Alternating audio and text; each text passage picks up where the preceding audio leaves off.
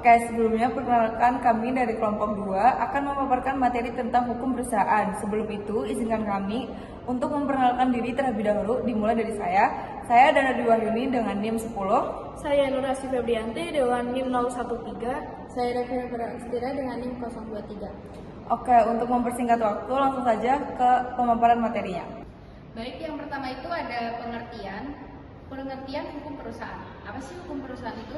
Hukum perusahaan merupakan bagian dari hukum yang mengatur seluruh aspek yang berkaitan dengan pendirian, manajemen, dan likuidasi perusahaan yang mencakup berbagai aturan dan legislasi yang wajib diikuti oleh perusahaan dalam melaksanakan operasionalnya untuk mendukung terciptanya transparansi, akuntabilitas, dan kepatuhan perusahaan terhadap peraturan yang ada, sehingga menghadirkan lingkungan bisnis yang adil dan berkelanjutan. Selanjutnya di sini saya akan memaparkan materi tentang asas hukum dalam hukum perusahaan. Di sini ada 8 asas. Yang pertama ada asas kepastian hukum. Asas kepastian hukum yaitu asas yang menjamin bahwa setiap aturan hukum yang mengatur perusahaan harus jelas, pasti, dan dapat diprediksi bagi pihak-pihak yang terlibat dalam kegiatan bisnis. Oke, yang kedua ada asas kemerdekaan berkontrak, yaitu asas yang mengakui kebebasan perusahaan untuk menjalin kontrak dengan pihak lain dalam rangka menjalankan kegiatan usahanya selama tidak bertentangan dengan hukum kesusilaan. Yang ketiga ada asas keadilan atau just, yaitu menuntut perilaku yang adil dan setara bagi semua pihak yang terlibat dalam kegiatan bisnis perusahaan termasuk karyawan, pemegang saham, dan mitra bisnis lainnya. Yang keempat ada asas perlindungan, yaitu perlindungan terhadap kepemimpinan dan hak semua pihak yang terlibat dalam kegiatan bisnis perusahaan, termasuk perlindungan terhadap kepentingan sosial dan lingkungan. Yang kelima ada asas tanggung jawab sosial atau CSR, yaitu perusahaan bertanggung jawab atas dampak sosial dan lingkungan yang dihasilkan dari kegiatan operasionalnya. Selanjutnya itu ada unsur-unsur perusahaan. Yang pertama itu ada PT atau perseroan terbatas. Nah, istilah perusahaan terbatas atau lebih dikenal dengan PT ini merupakan suatu badan hukum dengan besarnya modal perseroan yang tercantum pada anggaran dasar. Dalam hal ini, kekayaan perusahaan akan terpisah antara kekayaan pribadi pemilik perusahaan tersebut sehingga mempunyai harta kekayaan sendiri. Nah, di dalam PT ini ada beberapa dasar. Yang pertama itu ada dasar-dasar perseroan yang dimana ini tuh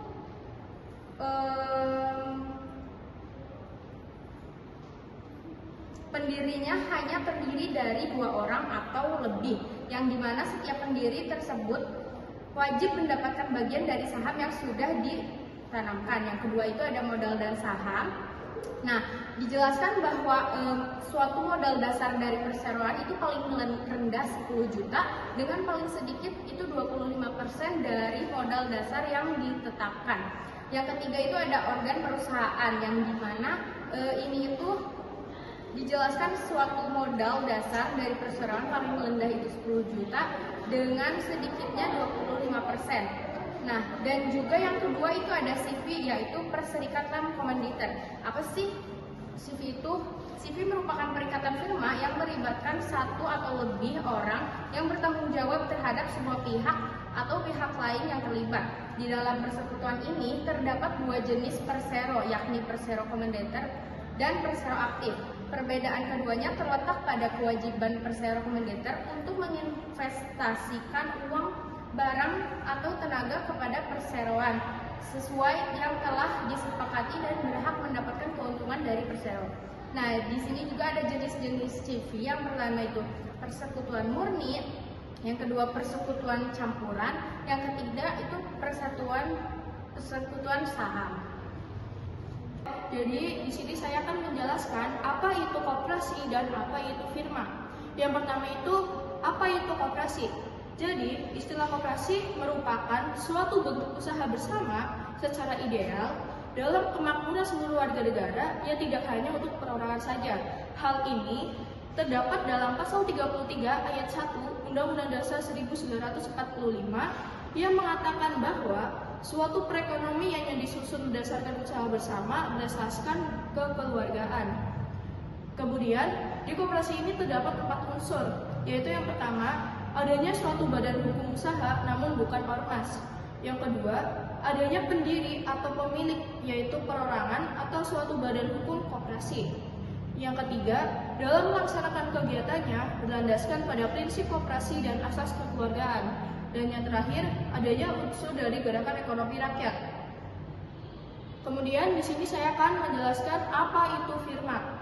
Jadi, menurut Undang-Undang Hukum Dagang RI, firma adalah tiap-tiap perserikatan yang didirikan guna menjalankan suatu perusahaan yang dibawahi oleh satu nama bersama. Di sini terdapat beberapa jenis firma, yaitu yang pertama ada firma dagang atau trading partnership dengan kegiatan utamanya yaitu penjualan barang. Terus yang kedua itu ada firma non-dagang atau jasa yang bergerak hanya pada bidang jasa saja. Kemudian ada firma umum, yaitu didirikan oleh 2 orang atau lebih tanpa adanya perbedaan status antara para anggotanya. Dan yang terakhir, adanya firma terbatas, yaitu didirikan oleh 2 jenis anggota, yaitu sekutu aktif atau general partner dan sekutu pasif, yaitu limited partner. Nah, kelebihan dan kekurangan dari firma ini yaitu kelebihannya yaitu sistem pengelolaannya lebih profesional. Yang kedua ada kemampuan manajemen lebih kuat. Terus pemilihan pemimpinan dilakukan secara sesuai keahlian, memiliki kemampuan membentuk atau menambah modal perusahaan, mengambil keputusan berdasarkan pertimbangan seluruh anggota, dan pembagian keuntungan berdasarkan modal awal yang telah disetorkan.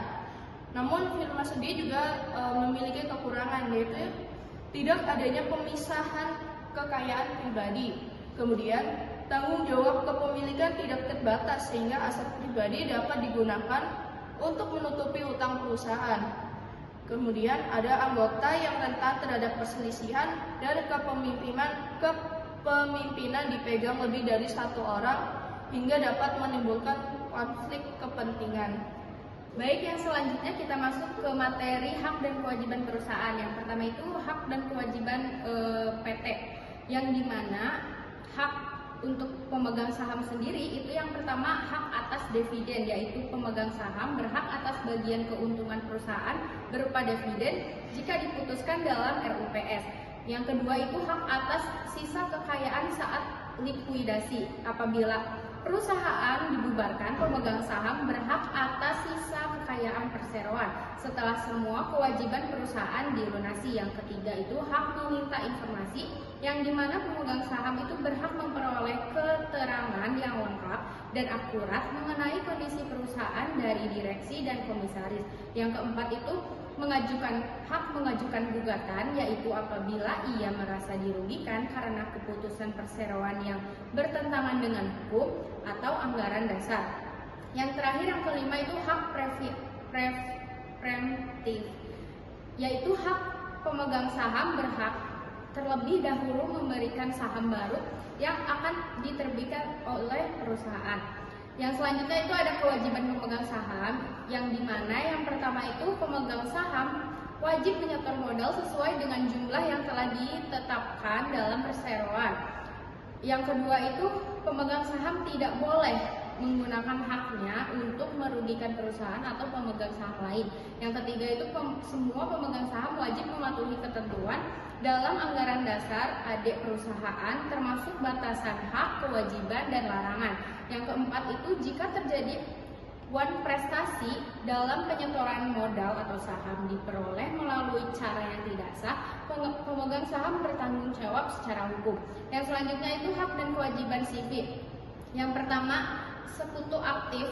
Hak sekutu aktif itu yang pertama memiliki wewenang penuh untuk menjalankan, mengatur, dan mengendalikan jalannya perusahaan.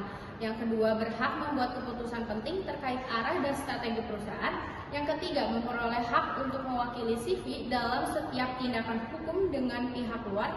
Yang terakhir, yang keempat, berhak menerima keuntungan sesuai dengan kesepakatan awal yang telah ditetapkan. Untuk kewajibannya itu, yang pertama berkewajiban mengurus, mengelola, dan memastikan keberlangsungan kegiatan usaha CV. Yang kedua, memikul seluruh kewajiban finansial perusahaan termasuk menutup kerugian perusahaan. Yang terakhir, yang ketiga, apabila aset sipil tidak mencukupi, wajib menanggung utang dengan harta pribadi atau tanggung jawab bersifat tidak terbatas. Yang kedua itu sekutu pasif. Hak yang pertama itu berhak mendapatkan bagian keuntungan sebanding dengan modal yang telah disetorkan. Yang kedua itu memiliki hak untuk memperoleh informasi serta laporan mengenai perkembangan usaha sejauh diatur dalam perjanjian. Untuk kewajiban sekutu pasif sendiri, yang pertama tanggung jawabnya terbatas hanya pada jumlah modal yang telah disetorkan ke dalam perusahaan. Yang kedua, tidak diperkenankan turut serta dalam pengurusan maupun kegiatan operasional CV. Yang ketiga, apabila sekutu pasif terlibat pengelolaan, maka status tanggung jawabnya berubah menjadi hak tidak terbatas, sehingga melibatkan harta pribadi untuk menanggung utang perusahaan tersebut.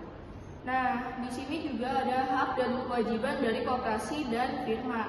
Yang pertama itu ada hak dari koperasi, yaitu satu, setiap anggota berhak menerima pelayanan dari koperasi sesuai kebutuhan dan peraturan yang telah ditetapkan. Yang kedua, anggota berhak memperoleh pembagian keuntungan koperasi atau SHU sesuai dengan besaran modal dan kontribusinya. Yang ketiga, anggota memiliki hak untuk memilih pengurus serta berkesempatan dipilih menjadi bagian dari kepengurusan koperasi. Yang keempat, setiap anggota berhak menghadiri rapat anggota, menyampaikan usul atau pendapat, serta memberikan suara dalam pengambilan keputusan. Dan yang terakhir, anggota berhak mengetahui perkembangan usaha dan kondisi keuangan koperasi secara transparan. Sedangkan untuk kewajibannya, yaitu yang pertama, anggota harus mentaati seluruh ketentuan yang tercantum dalam anggaran dasar, anggaran rumah tangga, serta hasil keputusan rapat anggota koperasi. Yang kedua, setiap anggota diharapkan aktif mendukung serta terlibat dalam kegiatan usaha koperasi demi memperkuat pertumbuhan organisasi. Yang ketiga, anggota memiliki kewajiban untuk menjaga solidaritas, semangat gotong royong, dan nilai kekeluargaan sebagai ciri utama dari koperasi tersebut. Yang keempat, anggota berhak membayar simpanan pokok dan simpanan wajib sesuai aturan yang berlaku. Kemudian, terdapat hak dan kewajiban dari firma. Untuk haknya yaitu, yang pertama ada hak mengelola usaha, yang kedua hak atas keuntungan, yang ketiga hak untuk mendapatkan informasi, yaitu untuk memastikan bahwa adanya transparansi dan memungkinkan pemilik untuk membuat keputusan yang berdasarkan informasi yang akurat. Dan yang keempat, hak untuk membuat kesepakatan, yaitu mencakup kesepakatan dengan pelanggan, pemasok, dan pihak ketiga lainnya. Dan yang terakhir, hak atas aset perusahaan. Sementara itu untuk kewajibannya yaitu satu, tanggung jawab atas utang. Yang kedua, kepatuhan terhadap hukum. Yang ketiga, mengelola dengan jujur dan transparan. Yang keempat, membayar pajak. Yang kelima, menjaga hubungan baik dengan pemangku kepentingan. Dan yang keenam, menyediakan lingkungan kerja yang aman. Oke, yang selanjutnya di sini ada CSR atau Corporate Social Responsibility. CSR sendiri adalah tanggung jawab sosial yang dimiliki oleh perusahaan untuk berkontribusi pada pembangunan ekonomi yang berkelanjutan dengan cara memberikan manfaat bagi masyarakat dan lingkungan sebagai bentuk tanggung jawab perusahaan terhadap lingkungan. CSR mencakup berbagai kegiatan yang dilakukan perusahaan yang bertujuan untuk memberikan dampak positif yang lebih luas selain sekedar mengejar keuntungan finansial. Di Indonesia, pelaksanaan CSR diatur dalam undang-undang seperti Undang-Undang Nomor 40 Tahun 2007 tentang Perseroan Terbatas dan PP Nomor 47 Tahun 2012, serta menjadi kewajiban bagi perusahaan untuk berperan serta dalam pembangunan. Oke, di sini ada studi kasus. Kelompok kami mengambil studi kasus PT Lapindo Brantas Sidoarjo, Jawa Timur. Salah satu contoh kasus yang diberikan dengan hukum perusahaan Indonesia adalah kasus semburan lumpur panas Lapindo Brantas di Sidoarjo yang terjadi pada tahun 2006. Perusahaan tersebut merupakan badan usaha berbentuk perseroan terbatas atau PT, yang bergerak di bidang eksplorasi migas. Akibat kegiatan pengeboran yang dilakukan PT tersebut, terjadi semburan lumpur panas yang menenggelamkan ribuan rumah warga, lahan pertanian, fasilitas umum, serta menimbulkan kerugian ekonomi dan sosial yang sangat besar.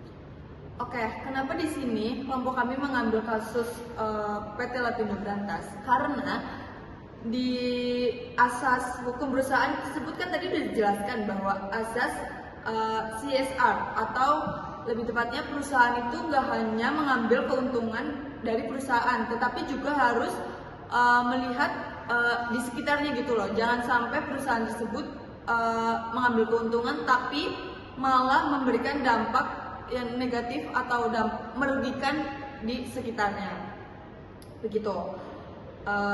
Jadi kesimpulannya, hukum perusahaan di Indonesia mengatur pendirian, pengelolaan, dan pembubaran badan usaha berdasarkan asas kepastian hukum, keadilan, perlindungan, tanggung jawab sosial, dan keterbukaan. Setiap bentuk badan usaha seperti PT, CV, firma, dan koperasi memiliki karakteristik serta kewajiban hukum masing-masing. Pemahaman terhadap hak dan kewajiban para pelaku usaha penting agar kegiatan bisnis berjalan secara legal dan adil. Selain mengatur keuntungan, perusahaan juga wajib memperhatikan dampak sosial dan lingkungan melalui tanggung jawab CSR. Kasus Lapindo Brantas menjadi contoh pentingnya penerapan hukum perusahaan secara tegas. Oke, mungkin itu pemaparan dari kelompok kami tentang hukum perusahaan. Kurang lebihnya mohon maaf. Sekian, terima kasih. Wassalamualaikum warahmatullahi wabarakatuh.